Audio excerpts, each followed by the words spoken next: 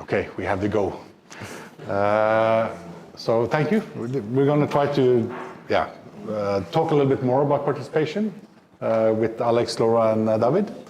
And we have prepared a couple of questions. So we'll try to walk through a couple of the, maybe some of the stuff that we touched a little bit upon in the intro also, but to hear a little bit about how it's working here locally. So the first question is, in my opinion, young people are very often left out when important decisions are made. And this is even more true for people with in challenging situations, if that's living in rural areas, discrimination, or other barriers for participation. So in your experience, what helps young people, especially those who face extra challenges, to feel included and be able to speaking up? What kind of support or space or attitude makes it possible for young people to raise their voice and have their voice heard? In Hungary, it's not usual what we have here in Pécs, like our organization. We have a few in each other cities, but like you said, in Norway there is a law for it. We don't have that. But we try our best to represent each or every type of person, every youth, here in Pécs. We have an opportunity to work with also the local government and they are very fond of the idea to work with us. And I think that's a very good idea because we can show that there is a meaning for this organization. So yeah, that's my opinion. Yeah, we really try to support all the youth that we worked with. And can you speak a bit louder? Yeah, sorry. So we try to support all the youth in the organization, not just the schools, but we represented ourselves because we were much younger when we started it, actually, like 16, 17, 18-year-old at that time. And we wanted to speak up and tell our opinions about things, about the problems that we face all the time. And we actually got that opportunity. And it was really nice that someone listened to us. Did you feel that you were listened to? Yes. Yeah, most of the time I feel like that they listened what we wanted to say to them. If I can talk about how they can support us. One is in the city council or city government make the space where we can talk about our feelings or thoughts. But the other part in school, usually we didn't feel this. So, and what support me about raise my voice is always a teacher. So always there was a role model or someone who said to me, all right, you are a children or youth, but you have your own thoughts, and he or she helped me how to express myself. So I think it's important there have to be a person who help the adults, because we need an adult to help us how we can express ourselves. Yeah, that's a good point. There's a really good theory from Taligal who talks about professionals as gatekeepers for participation, that they're able to open and close doors for participation, and sometimes you need the municipality to listen, or you need a teacher or somebody in a position of power, maybe. Yeah. But did you feel that you got power through the organization? We achieved.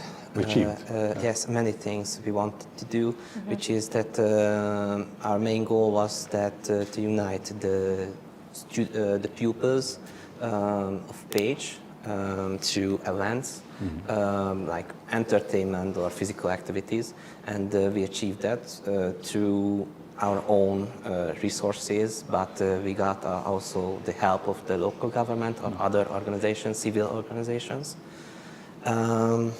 And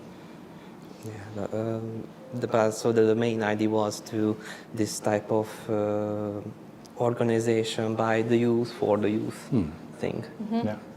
Yeah. I think another question would be like, some people face a lot of obstacles in life because how they live, their background, health, or the lack of support from, for instance, a teacher or organization or parents. So I'm thinking a lot about what is it that hold young people back? What kind of barriers, or in your opinion, what is the biggest barriers young people face from being heard? Actually, the biggest barrier that we don't have opportunities to tell our opinions or our frustration and everything. And it's really bad. And what is the second biggest barrier is that sometimes adults like teachers, parents try to speak for us, but it's their generational problems, not our generational problems.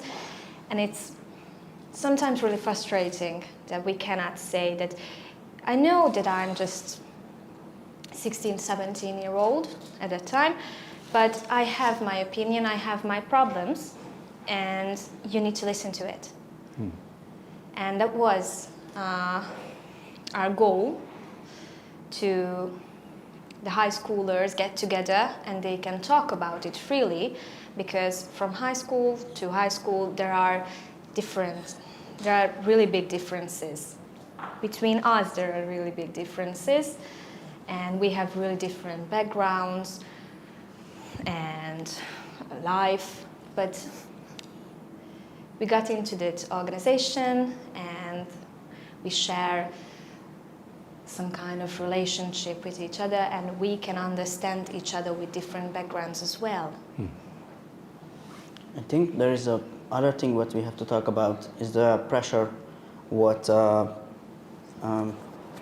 student can get from the community, in the youth community. And yes, we can talk about the social media and things like that. But if you say something in the class, what is not, so how should I say? So if you have a word, sometimes you get a negative response, and it's normal. And you have to be brave enough to talk, and you have to do this, because without these lot of young people who are afraid about these negative comments or negative pressure, I think this is one of the biggest barrier. So social controls Yes. comes out. Yeah, yeah. You have something to add, Alex? For a barrier for me, for example, to be participate in this organization was to manage time, for example, so that the youth, they want to do everything at the same time. So I had problems with that, but I managed it, so it's solvable.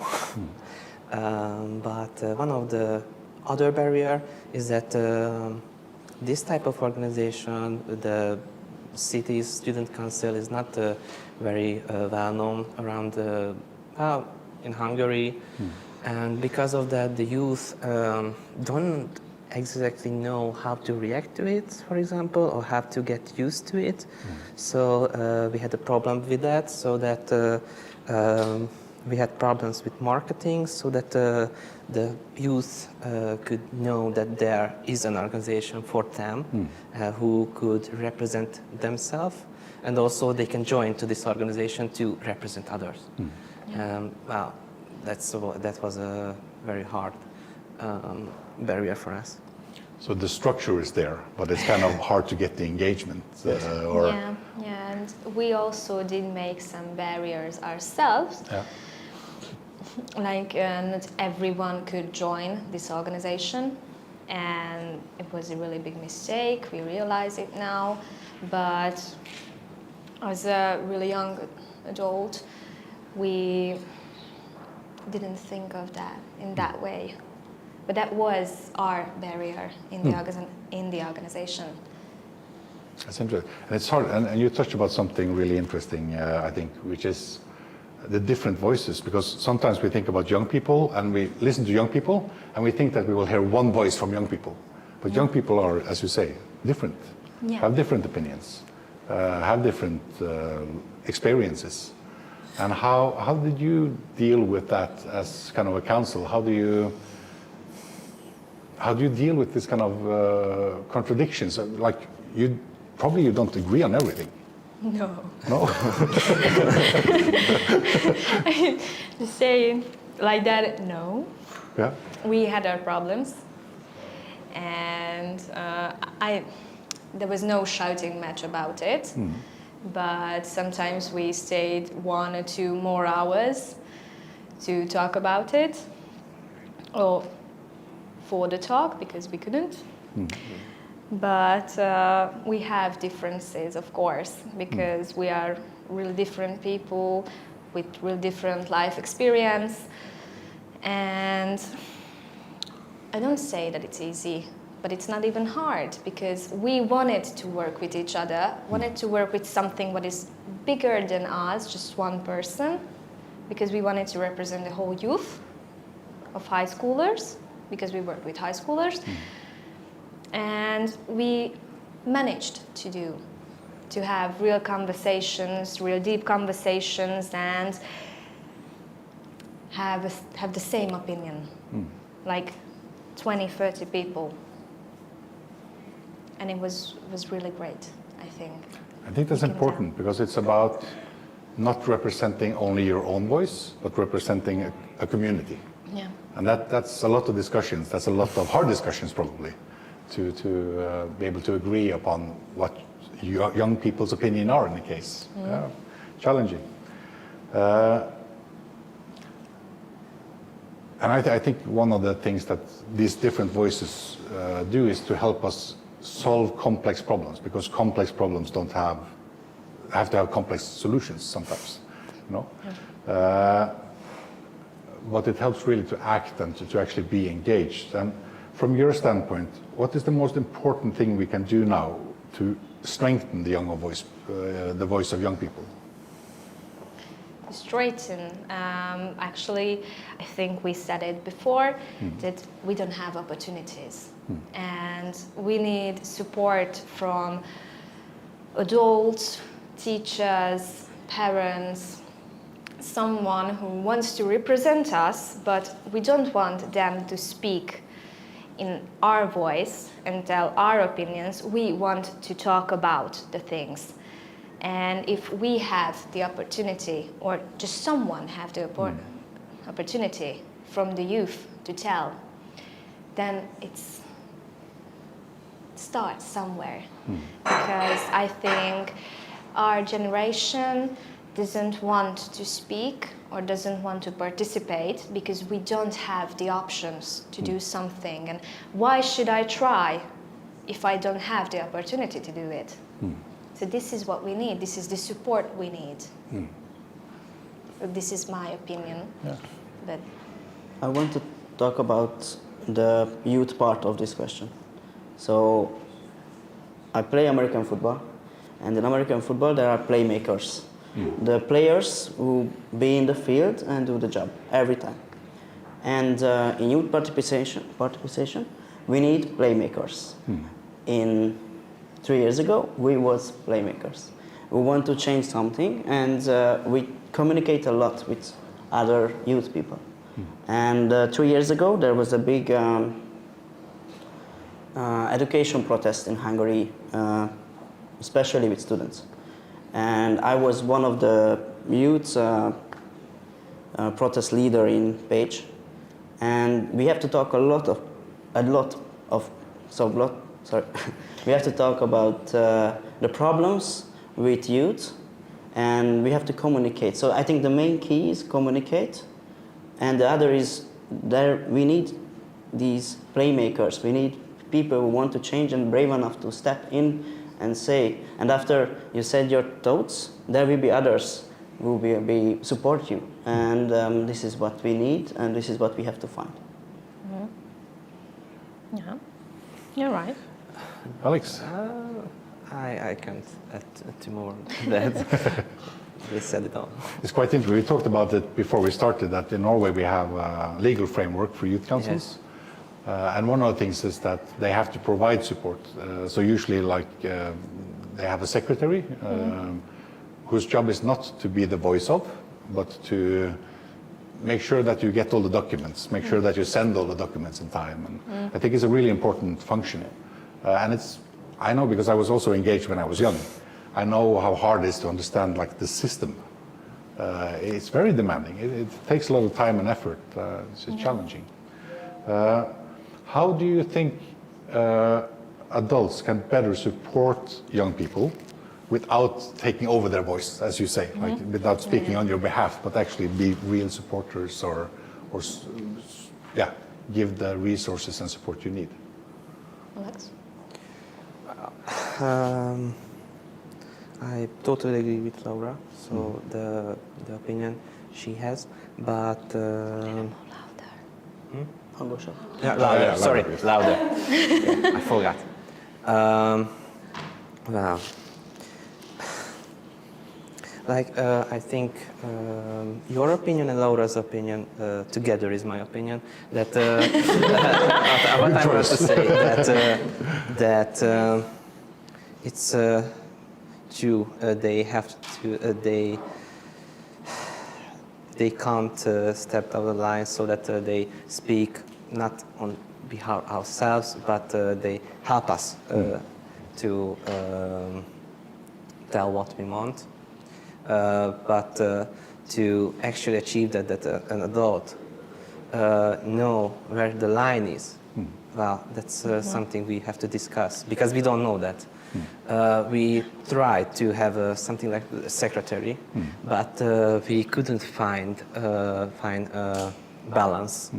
And because of that, we had many discussions or conflict, and she left the organization because of that. So I think the main goal is to achieve a balance to that. Yeah, actually we faced really difficult things while we worked, like not just 3 years ago. I think it's a problem now as well, because we wanted to be, how can I say, the brave kids, so that we can do it on our own, and we didn't ask for help from adults or anything, and we created barriers to protect ourselves from politics, from adults, from everything, so that we can work freely. But that was not the really right choice. Because of these barriers, there was no participation, what is really important for this organization to work. And as you said, we need to find a balance that to ask for help from an adult, but has to say no sometimes, because some schools, the principals try to have a word on our organization and say what we can do or what we can't do, because if we don't do what they asked us, then they are out. And I think we need to have some barriers, but not that much that we had. And this was the biggest problem. Yeah, and as you said, youth work is so we need a people who are a full-time job to do this. So help us and do the paperwork and the communication with others. So, and yes, this was our fault. We didn't get this help, and we tried to be The brave kids. Yeah. The brave kids. I think we're probably going to spend the 2 next days also talking about these issues. Yeah. It's very interesting. Are you sure? We have more time. Oh, that's good. That's good. Can Yeah, I yeah. add a barrier to the question of barriers?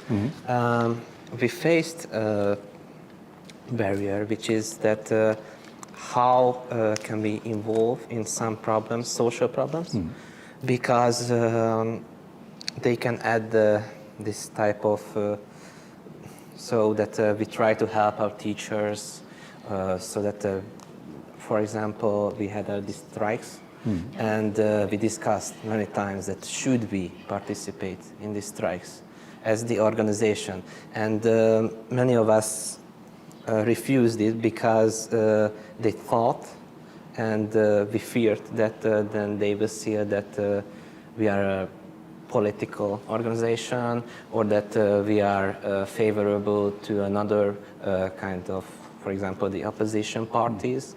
And because of that, we missed out some things. And we feared that if someone take this type of political organization, then the schools, for example, the principals, we fear that they also will be tagged with that. And because of that, we fear that the schools will leave because of that. Especially because a lot of, in Spain there are a lot of schools, what is a religious school. And if we participate in a protest as a youth council of page, these goes out immediately. Yeah. And the media is will be say a lot of negative comment about us. So Just yeah, we say- have to be independent, and this is why we cannot join an NGO in page, and yeah. And this is why we cannot join to the local government, because we want to stay totally independent. Yeah, actually, not just will say, they actually said it to media. We get that we are political, like right or left. We got everything, hot and cold, from it.